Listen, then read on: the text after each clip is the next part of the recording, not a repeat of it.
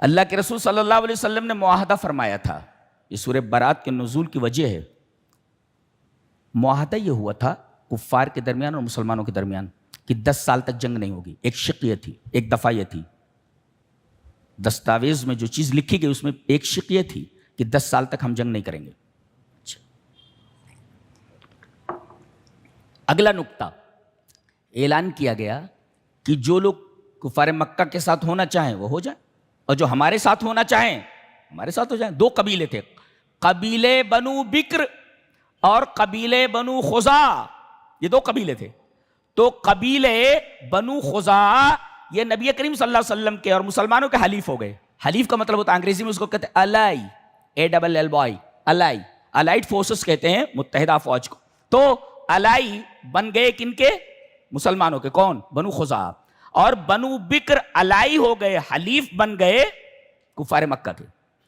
اور ابھی 1 سال بھی نہیں گزرا تھا کہ بنو بکر نے بنو خزاع جو نبی کریم صلی اللہ علیہ وسلم کے حلیف تھے، مسلمانوں کے حلیف تھے، ان کے اوپر حملہ کر دیا، اور ہتھیار سپلائی کرنے میں، مساعدہ اور معاونت کرنے میں کفار مکہ پیش تھے۔ اب حلیف کے اوپر حملہ کرنا گویا کہ پورے مسلمانوں کے اوپر حملہ کرنے کے مرادف تھا، اور ان لوگوں نے حل و حرم کا بھی خیال نہیں رکھا۔ انہوں نے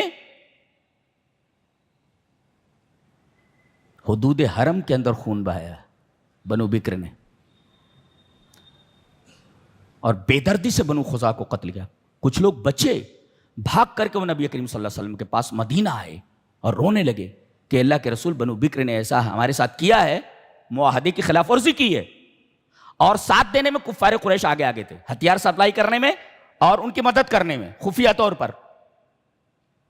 نبی کریم صلی اللہ علیہ وسلم نے جب یہ سنا تو گویا آپ کے حلیف کے اوپر حملہ کرنا پورے مسلمانوں کے اوپر حملہ کرنے کے مرادف تھا۔ آپ نے کہا کہ معاہدہ توڑ دیا جائے، معاہدہ ختم کر دیا جائے، اس لیے کہ معاہدہ توڑنے میں پیش کون تھے؟ معاہدے کی خلاف ورزی کس نے کی؟ معاہدہ شکنی کس نے کی؟ کفار نے۔ لہذا اعلان کر دیا گیا کہ 4 مہینہ امن کا رہے گا۔ کون سا؟ یہ اشہر حرم جو ہے، 4 مہینے جو حرام کے ہیں، اس کے بعد جہاں ان کو پاؤ قتل کر دو۔ اب بتائیے، یہ جہاں پاؤ قتل کر دو ایک پس منظر میں ہے، یہ اس کو آج کل کے مذہب بیزار لوگوں نے ہوا دے کر کے بتایا ہے کہ قرآن حکیم یہ حکم دیتا ہے کہ غیر مسلموں کو جہاں پاؤ قتل کر دو۔ یہ باتیں یہ ثابت ہے اس سے، یہ تو خاص جنگ کی حالت ہے، اور معاہدہ شکنی ان کی طرف سے ہوئی ہے۔ لہذا جب معاہدہ ٹوٹ گیا پھر بھی 4 مہینے امن کے قرار دیے گئے، ان 4 مہینوں کے اندر جنگ نہیں ہوگی، اس کے بعد ان کو جہاں پاؤ قتل کرو۔ یہ مخصوص لوگ ہیں، مخصوص ایام میں، مخصوص حالت میں، مخصوص لوگوں سے یہ جنگ ہے، یہ حالت عام نہیں ہے کہ جہاں پاؤ قتل کرو۔ لہذا اس آیت کریمہ سے عموم مراد لینا یہ قرآن حکیم کی نافہمی کی دلیل ہے، قرآن حکیم سے نافہم ہونے کی دلیل ہے۔ جی ایک بات تو یہ ہوئی، اس لیے کہ اگلا ٹکڑا اس کی تردید کرتا ہے۔ کہا گیا اگر یہ ہے کہ جہاں پاؤ قتل کر دو سب کو، آگے فرمایا گیا وَإِنْ أَحَدٌ مِّنَ الْمُشْرِكِينَ اسْتَجَارَكَ فَأَجِرْهُ حَتَّى يَسْمَعَ كَلَامَ اللَّهِ ثُمَّ أَبْلِغْهُ مَأْمَنَهُ ذَلِكَ بِأَنَّهُمْ قَوْمٌ لَا يَعْلَمُونَ۔ دیکھو کتنی باتیں کہی گئی۔ اگر حالت جنگ کے اندر بھی جب یہ کہا گیا جہاں پاؤ قتل کر دو، حالت جنگ میں بھی یہ کہا گیا کہ اگر کوئی کافر، کوئی مشرک تم سے پناہ طلب کرے فاجر ہو، اسے پناہ دے دو۔ پھر کیا مطلب ہوا اس کا؟ جہاں پاؤ قتل کرو، اس کو تو کہا جا رہا ہے کہ پناہ دے دو، اور پھر اپنے پاس رکھو، حتی یسمع کلام اللہ، یہاں تک کہ وہ اللہ کے کلام کو سنیں۔ کتنی عجیب بات ہے، غیر مسلموں تک قرآن پہنچایا جائے، ان کو قرآن سنایا جائے۔ آج امت اس سے غافل ہے۔ یہ جو نفرتیں پھیل رہی ہیں نا، اس کی بنیادی وجہ یہ ہے کہ دیکھیے ایک مشرک کو پناہ دینے کے بعد کہا جا رہا ہے اسے کلام اللہ سناؤ اور اس کے ساتھ اچھا سلوک کرو۔ ثم ابلغوا مأمنہ اعیدہ من حیث اتی آمنا، جہاں سے آیا ہے اس کو امن کے ساتھ، امان کے ساتھ اس کے گھر بھیج دو، جہاں سے آیا وہاں بھیج دو. ثم ابلغوا ما امنہ، امن کیمپ میں اس کو بھیج دو، پناہ دے دو ایک، اور اسے قرآن سناؤ. پھر اس کے بعد اسے جہاں سے آیا ہے بخیر و خوبی بھیج دو. مارنے کی اجازت کیوں نہیں ہے؟ ذالک بانہم قوم لا یعلمون، انہیں معلوم نہیں کہ قرآن میں ارشاد اور ہدایت کے کیسے کیسے نکات چھپے ہوئے ہیں. اسے معلوم نہیں کہ قرآن ہدایت کی کتاب ہے، اسے معلوم نہیں. ذالک بانہم قوم لا یعلمون، یہ قرآن حکیم ہے. کہتے قرآن ذات پات کی بات کرتا ہے، قرآن فتنوں کو ہوا دیتا ہے. کہاں؟ یہ تو حالت جنگ ہے. اللہ، بہت ہی خوبصورت بات کہی گئی ہے. یہ ہم نہیں کر رہے ہیں، یہ غیروں تک پہنچانا چاہیے، غیر مسلموں تک قرآن پہنچانا چاہیے. بعض دوستوں نے بتایا کہ کچھ عورتوں کو، غیر مسلم تھے، ان کے سامنے گئے اور کہا کہ کیا آپ اجازت دیں گی کہ ہم آپ کے سامنے تھوڑا قرآن سنائیں؟ کہا کہ بالکل بالکل، آف کورس، بیٹھیے. کہنے لگے کہ میں جب سنانے لگا قرآن تو رو رہی تھیں عورتیں. میں نے کہا رو رہی تھی؟ غیر مسلم عورتیں، ان کو کیا سمجھتا ہے؟ انہیں عربی جانتی ہے نہ کچھ. مجھے فوراً معلوم ہو گیا کہ قرآن حکیم فطرت کی آواز ہے، چاہے سمجھ میں آئے یا نہ آئے. آدمی کا دل دھڑکنے لگتا ہے اور آنکھیں اشک بار ہو جاتی. اسی کتاب کو تو ہم نے چھوڑ رکھا ہے. اور آپ اکثر دیکھتے رہتے ہیں کہ غیر مسلموں کو، خاص طور سے عیسائیوں کو، عیسائی عورتوں کو باقاعدہ قرآن سنایا جائے تو رونے لگتی ہیں.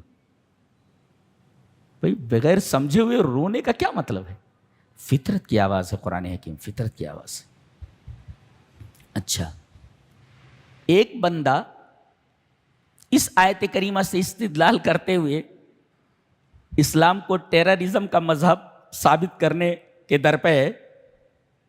کیا بولتا ہے وہ؟ اللہ، کہ قاتل الذین لا یؤمنون باللہ ولا بالیوم الآخر ولا یحرمون ما حرم اللہ ورسولہ ولا یدینون دین الحق من الذین اوتوا الکتاب حتی یعطوا الجزیۃ عن ید وہم صاغرون. اس سے بھی دھوکہ دے رہا. پہلے میں ترجمہ کرتا ہوں.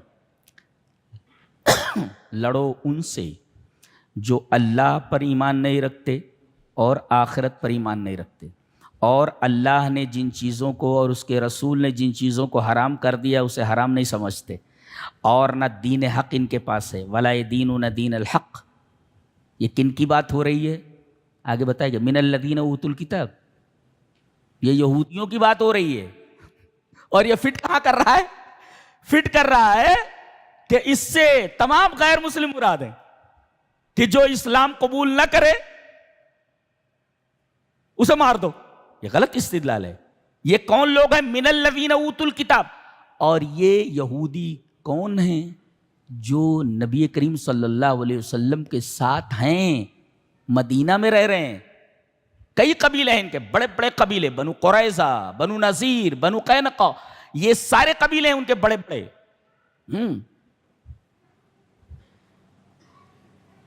اللہ اور اس کے رسول نے جس چیز کو حرام قرار دیا ہے اس کو حرام نہیں کرتے. شراب یہ پیتے، حرام ہے لیکن پیتے. سود کھانے میں سب سے آگے اور سود حرام ہے. ولا یحرمون ما حرم اللہ ورسولہ ولا یدینون دین الحق، دین حق ان کے پاس نہیں ہے. یعنی جو سچی یہودیت ہے، موسیٰ علیہ السلام کا جو دین ہے، جو تورات ہے، یہ اس کو بھی نہیں مانتے. یہ اس کو بھی نہیں مانتے. جیسے ایک عورت زنا کیا، اب اس کو بچانے کے لیے پورے یہودی لگ گئے. نبی کریم صلی اللہ علیہ وسلم نے کہا کیسے فیصلہ کیا جائے؟ بولے تورات سے. تورات کھولا گیا تو رجم کی آیت نکلی جی. تو اس کو چھپا رہا تھا وہ مولوی، وہ پادری چھپا رہا تھا اس کو. کہا ہاتھ اٹھاؤ، جیسے ہاتھ اٹھایا وہی آیت رجم تھی. تو یہ لوگ حرام کو حلال کرنے میں بڑے ماہر تھے. یہ تو دین حق پر کہاں تھے؟ یہ کتاب میں لکھا ہوا ہے کہ زانی کی سزا رجم ہے، اس کے اوپر ہاتھ رکھ رہا ہے. یہ کیا ہے بولا جی؟ اور یہ من الذین اوتوا الکتاب کی قید ہے، یہودیوں کی بات ہو رہی ہے.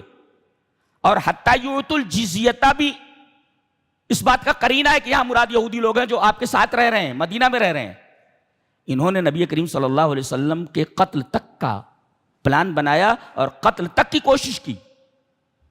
تب نبی کریم صلی اللہ علیہ وسلم نے کہا کہ اسے جزیہ لیا جائے اور ان کو ذلیل کر کے رکھا جائے. یہ ایک خاص پس منظر میں یہ بھی ہے, اسے عام پس منظر میں نہیں لا سکتے آپ, عام جگہ نہیں لا سکتے, اس لیے کہ من الذین اوتوا الکتاب کی قید ہے یہ. اور حرام کو حلال کیسے کر لیتے تھے وہ اس طریقے سے, کیا کیا ولا یدینون دین الحق کا کیا مطلب ہے, یہ مطلب ہے اس کا. اچھا, اور سب سے بڑا گناہ ان کا کیا تھا, شرک تورات میں بھی نہیں ہے, ممانعت ہے اس کی. یہ کہتے تھے کہ عزیر اللہ کے بیٹے ہیں, اور نصارہ یہ کہتے ہیں مسیح اللہ کے بیٹے ہیں. چلیے جناب, سب سے بڑا پاپ تو یہی ہے, سب سے بڑا گناہ تو یہی ہے. یہ